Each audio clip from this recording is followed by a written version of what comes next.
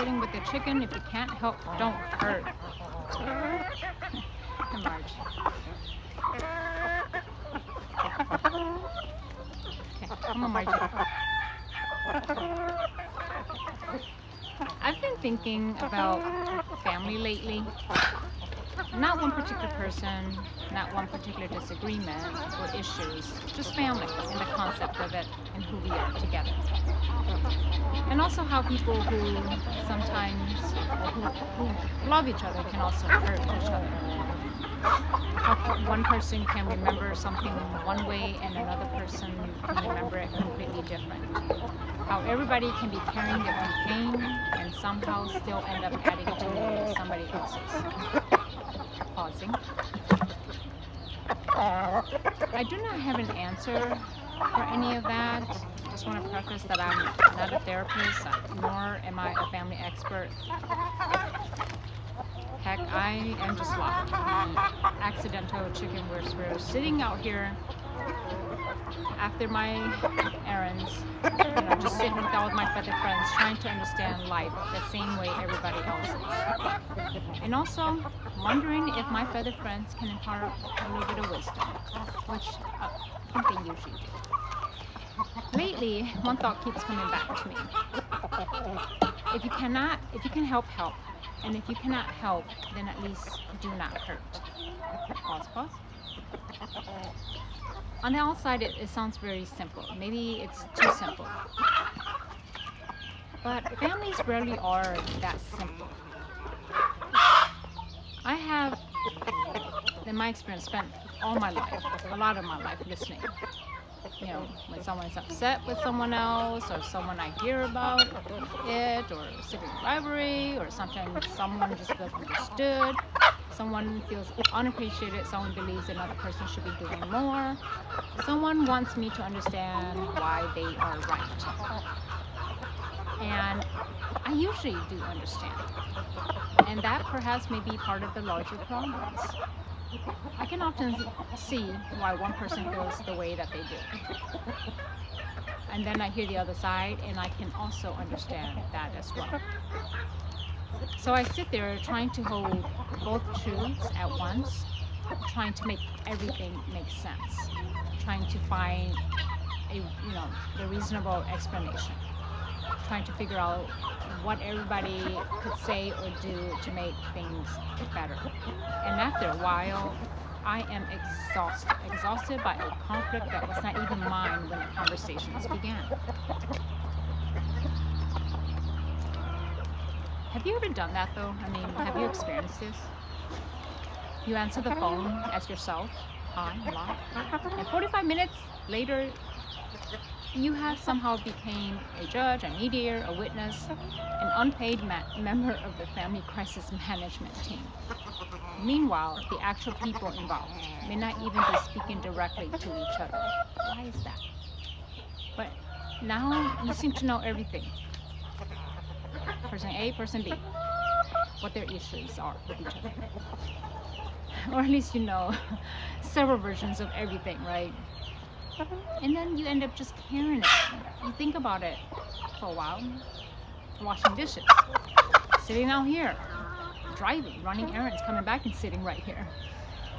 You think about it when you're supposed to be sleeping, when you're supposed to be meditating, writing, and you start writing and wondering what you should say, whether you should intervene, whether saying quiet means you do not care, whether helping one person will make the other person feel betrayed.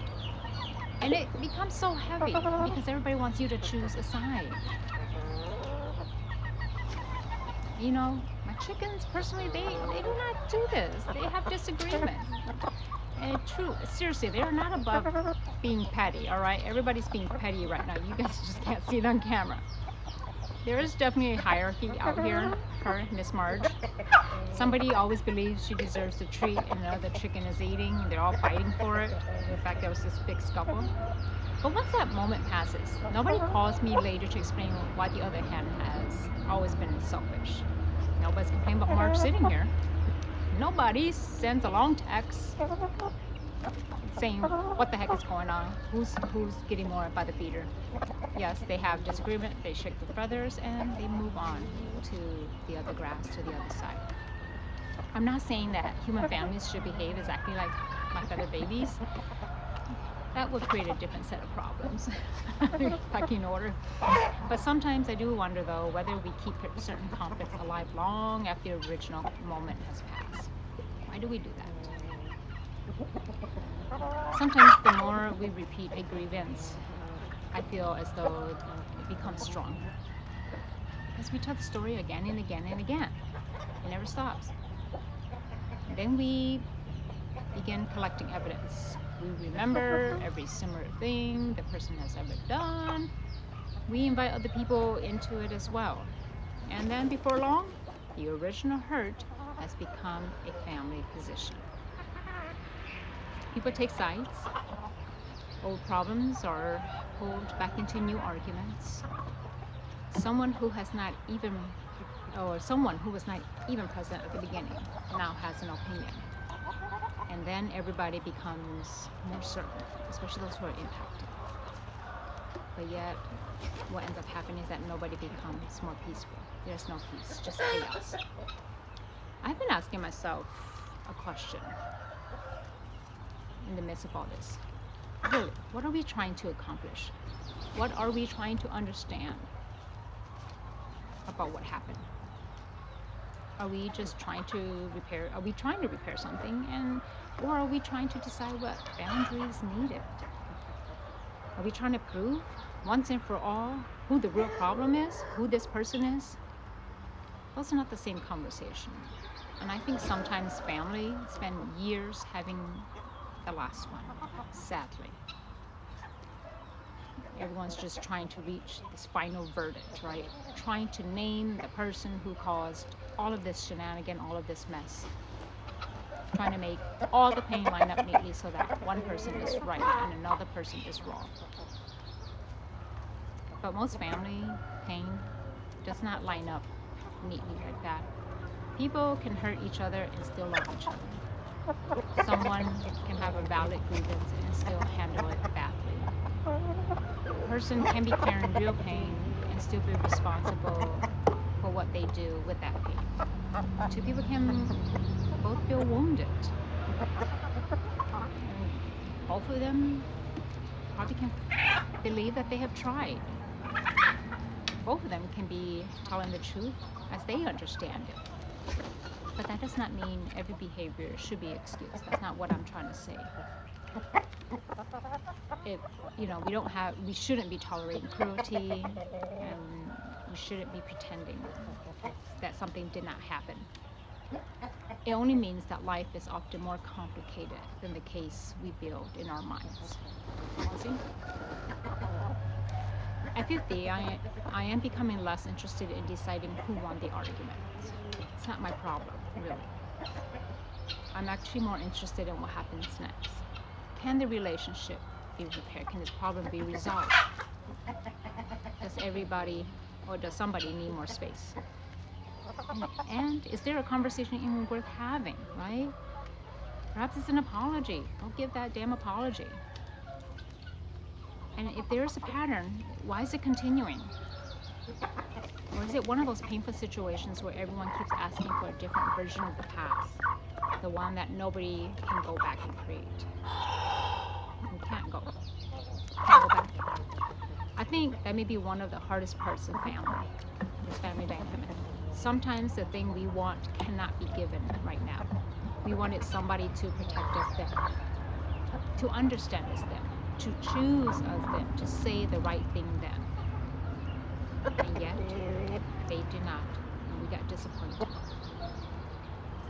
Perhaps the question we should be asking is maybe they couldn't, maybe they would not, or maybe they did not understand what we needed back then. Maybe they were too buried in their own pain. Whatever the reason, the moment passed. And now we are trying to get something from the present that belongs in the past that should just stay there. I do not know exactly what we do with that, though. I'm just asking questions as I'm struggling with it. And I wish that I did have answers. maybe we need to just grieve it.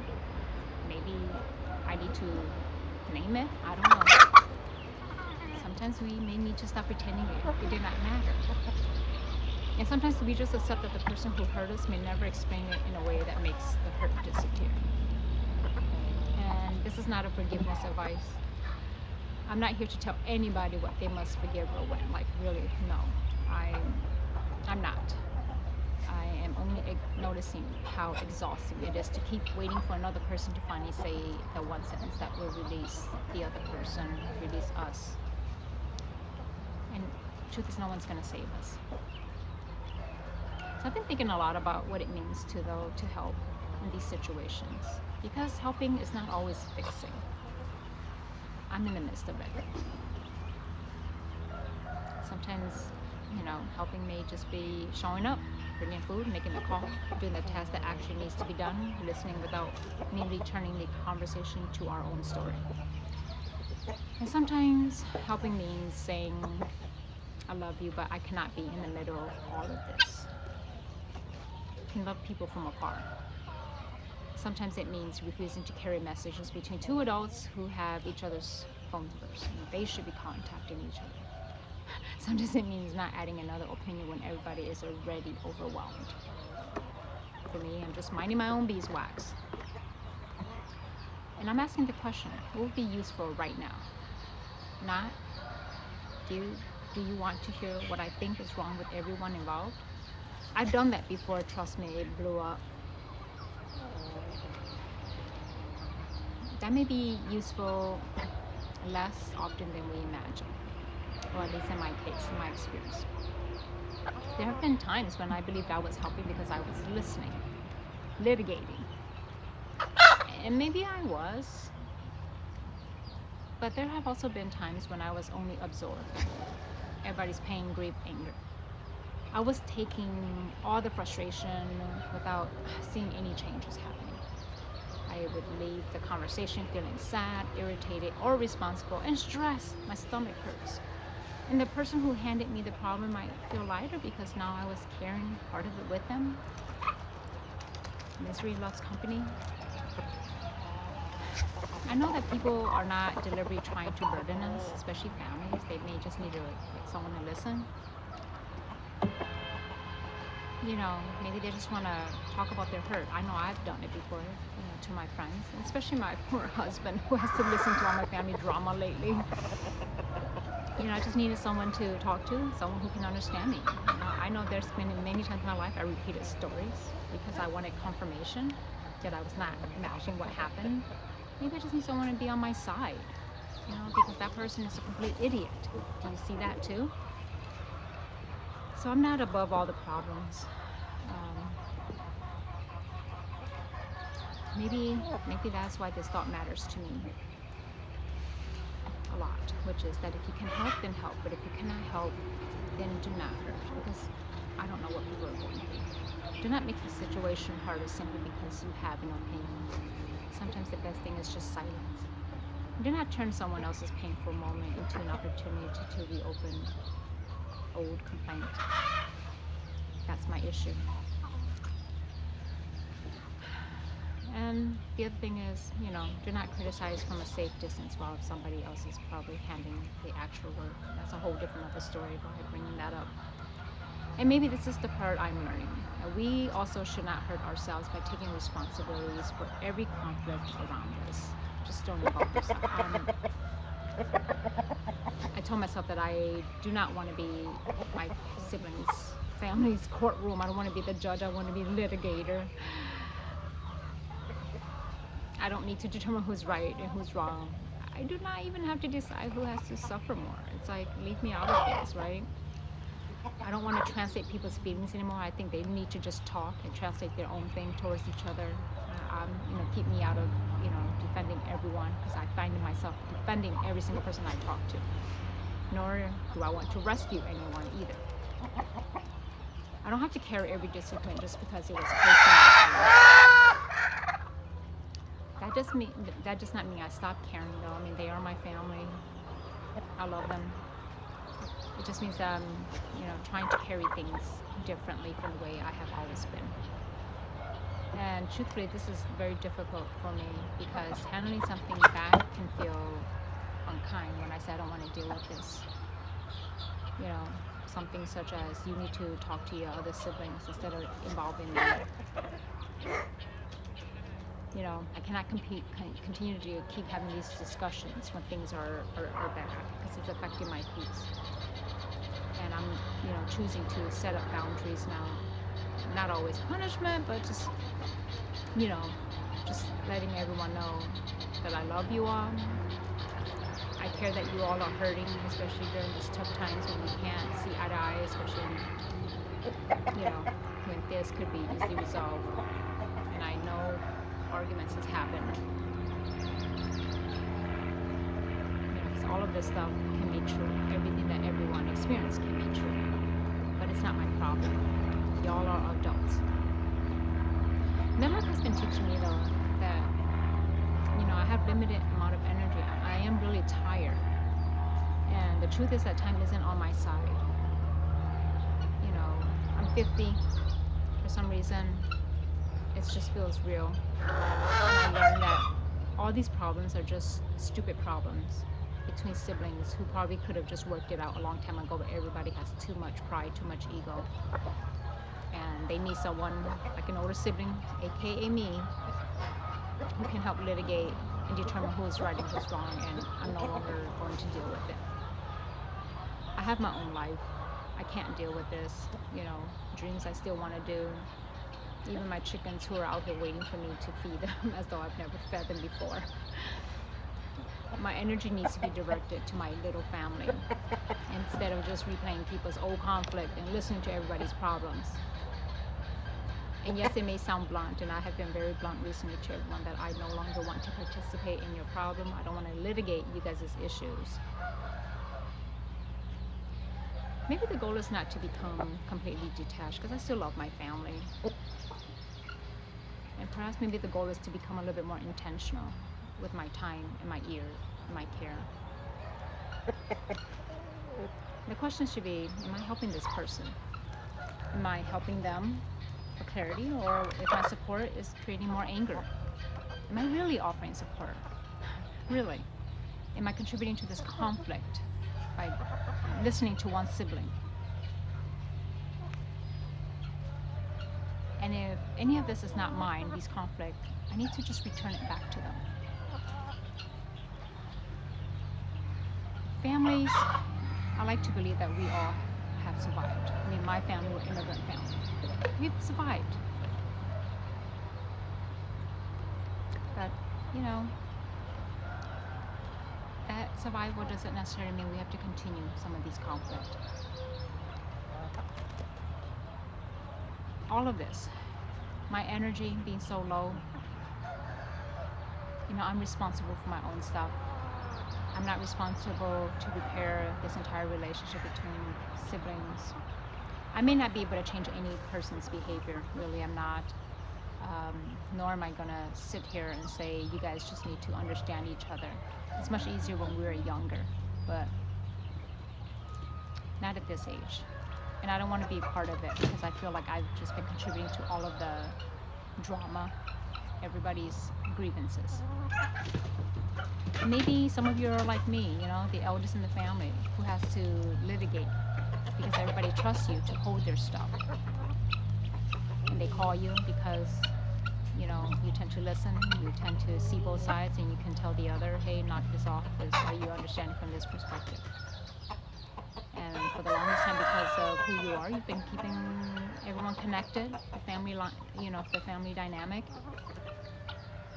I do not know your family, and I don't know if you're in this situation too, and I don't want to minimize anybody's, issues, the seriousness of your, what's happening, the hurt, the pain. But perhaps some of these questions are worth asking, Is this mine to own? If it's not, I'm going to give it back to you. I don't need to sit here and take sides, unless it's really bad, but, that's a whole different other conversation. And sometimes just not sitting here listening to people's problems with each other. I hope that maybe by me doing that, their actions, they're forced to look at who they are as well. And by me saying that this is ridiculous, grow up, blunt, but hopefully that will also cause some kind of reflection amongst themselves. Because I'm not here to force another person, to meet halfway. They have to do it themselves. So, family is never easy. And perhaps maybe it is great that, everyone trusts me with some of their pain, their issues, and that perhaps I can help resolve it, and that I am that neutral party that can perhaps go between two conflicts or two people's perceived conflict with each other. It's great, but it's always done at the expense to me and my health and my stress level. And I made a decision that I'm not going to be litigating people's grievances. I have my own flaws. I can't figure things out for everyone. Heck, I'm not human. An accidental chicken whisperer who'd rather spend most of her time with my sweet harlequin here. And I don't want to participate because me listening, I am wondering. Stewart, he agrees. By listening, am I helping, or am I contributing and hurting? And if I have nothing good to say, I don't need to be involved in it. Because whether it's good or bad, my involvement, sometimes I feel as though it's just further continuing the conflict and the grievances everyone have. So I'm giving it back to everyone. Anyway, that's just some of my rambling thoughts. This is La, and this is Sitting with the Chicken series on the Accidental Chicken Whisper. I hope you are all having a wonderful day, and that life is treating you well, and you're not having moments of conflict. And if you are, I hope that you find the peace and you remove yourself from it, and that it doesn't find you or nor stress you out. So until the next video, I'll talk to you soon. Take care.